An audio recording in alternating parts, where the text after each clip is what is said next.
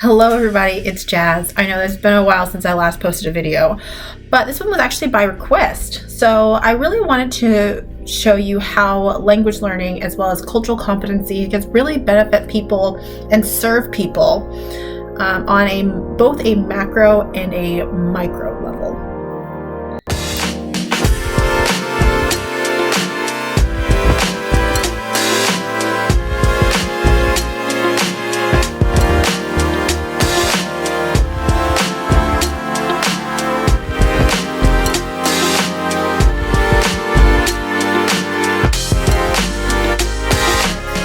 Foreign language abilities are very, very important because we now live in a globalized world. We're getting information from a lot of different countries. We have all these different translation and interpretation tools.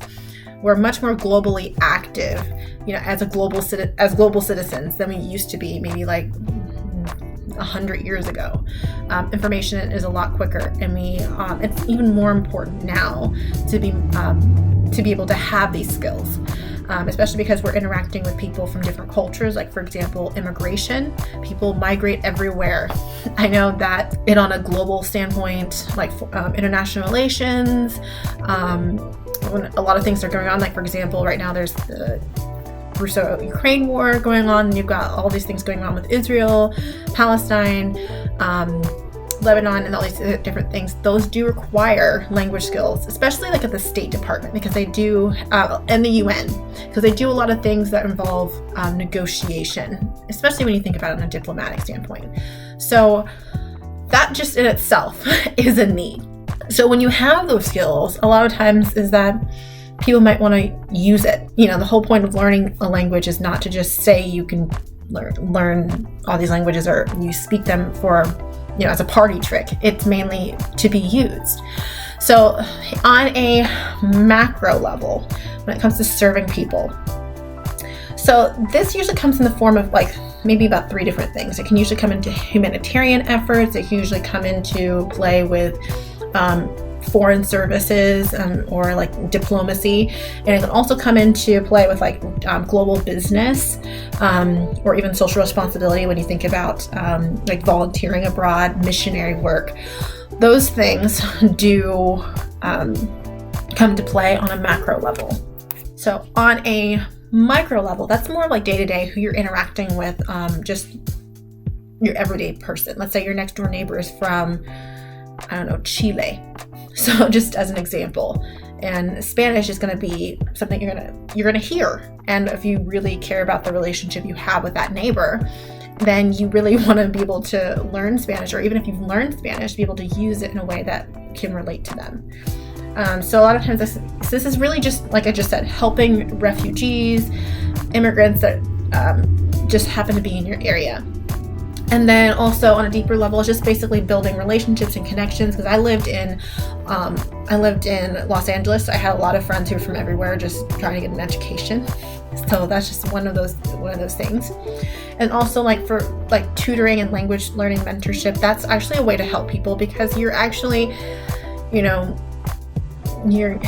sharing what you know. And I think it's funny that I think I was listening to Robin Sharma. He was talking about how the teacher learns more. So a lot of times it's like a way of retaining. So the best way you can retain your language skills is by sharing it, which I actively do. I'm always tutoring languages. I have different students that I tutor on a regular basis. And then I also have the fact that I also invest in my own language skills. I do take advanced courses so that I'm able to stay up to date with those language skills, and so I can share those with my students. So at the end of the day, is that those are just ways on a micro level you can really be able to help people. Finding these opportunities, especially on a macro level, that usually involves getting involved into something. So more or less, let's say with humanitarian efforts, there are a lot of different NGOs that will typically have programs you can get involved in. I think I've heard there's Doctors Without Borders that does, because at the end of the day, language skills, regardless of what field you're in, applies to everything. So Doctors Without Borders, you have things like Translators Without Borders, Habitat for Humanity. A lot of times when we're dealing with with the UN specifically, even though the UN, I want to say I think it does count as a non-governmental organization, even though it is all these different countries, different governments coming together as more of a coalition. with all these countries going through, just horrible disasters or going through, the impact of a war, is that people have to provide them with resources. When you have food and all these different things that people need are coming in to those countries, you have to be able to communicate with people. And even on a cultural competency, or even just on a regular basis of just working in these types of environments, is you need to have an understanding of different laws.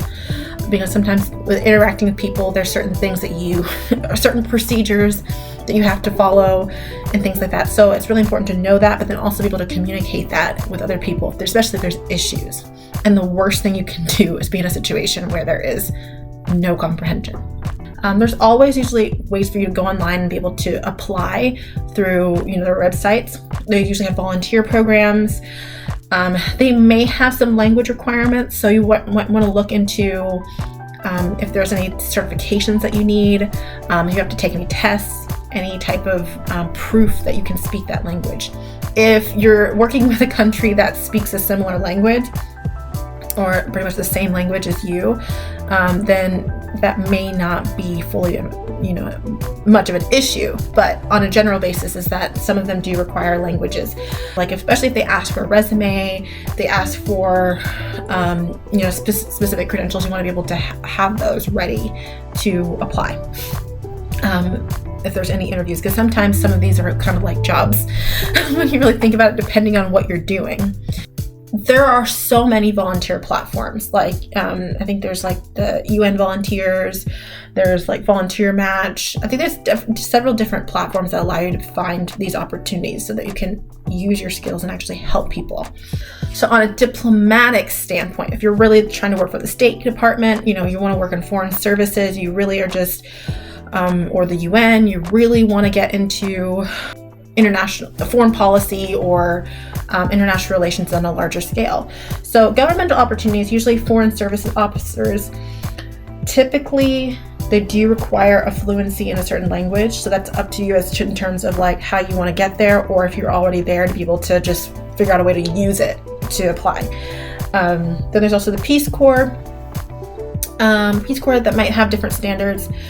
Interpreters, translations, and like different translators in like different global organizations. You may need some, to prove some type of linguistic ability. I know in the UN, their official languages are English and French for the most part. So being literate in those two is very important, and things like that, especially if you're translating documents, and at least being able to know the right tools, because Google Translate does not count. I mean, it does to a certain degree if you're a tourist maybe, but when you're actually dealing with, really comprehensive, very detailed documents, legal aspects, you do want to make sure you have the right tools. On a translation basis, interpreting, that's a different space, because you're dealing with like oral comprehension, oral conversations, versus it being written. So those may look different in that sense. I do know in foreign services they may make you take like some exams, things like that. They may have some portals. I would probably do they have portals, application portals. I would probably just Google and maybe like look online to find those databases where you can find those applications so you can get involved. I think Peace Corps applications are available, but you also want to highlight language skills as well. I will just say that on a global business standpoint, and maybe like on a social responsibility aspect, since that's more of like a for-profit aspect, that's more of like in like working, it's still service because you're serving people, because you're dealing with people every day. When it comes to, it's just, I think those are mostly just like applying to any, job. You're highlighting those skills and hoping to work in a specific aspect. So if it's on global relations, let's say you have a degree in or a background in international relations, and you really want to work for a company when it comes to like, global compliance, especially if you're working for a company like Coca-Cola or Google or Microsoft, these companies that are worldwide and they're known worldwide. They need people who can understand the language. That also helps with marketing, because they can't market products the same way in America as you do in, let's say, Germany. You can't market it the same way as they would in Japan. So being able to understand the language and the culture is really going to have positive aspects for them, especially if they have to send you abroad, if they have you meet with certain people. So it really just depends. Those you're looking at specific companies and then actually finding listings that really fit with what you're looking for. I think the best way to really be able to find opportunities, I know like in missionary work, you can also find, I think there's also search engines or search sites where you can actually find missionary work. I actually had a coworker from a job I had at a men's retail store, where he actually did missionary work in, I think, somewhere in Mexico, I want to say. It was a Spanish-speaking country. And he was saying that was actually how he learned Spanish really well, was because he actually had to go through an extensive training before he went. And then when he got there, he said, I used to dream in Spanish. So really, some of these programs do have programs to train you on language skills. So sometimes if you feel like your language skills may not be up to par, there's still a way for you to be able to get some training. There might be some on-site training. So, and then also in terms of networking, like especially like if you're looking to find, get a career, I really would say LinkedIn is your best friend. And sometimes also I have a VPN, so sometimes it might change depending on where I am. My connections are still the same, but sometimes if I'm looking for opportunities, it will really help me narrow it down, get a job description and things like that. Also, like I would say, I would seriously look into certification exams. I know that there's like DELF for French. We have TOEFL for English. We have, I think, JLPT for Japanese. So there's different things. So I would just say I would really look into that. And I know that the person who requested this actually was focusing more on missionary work, but I think that in general, if you're trying to serve people on a regular, like micro or macro, it really is just all the same. It takes the same sets of skills. It's just different resources that you might be looking at. Okay.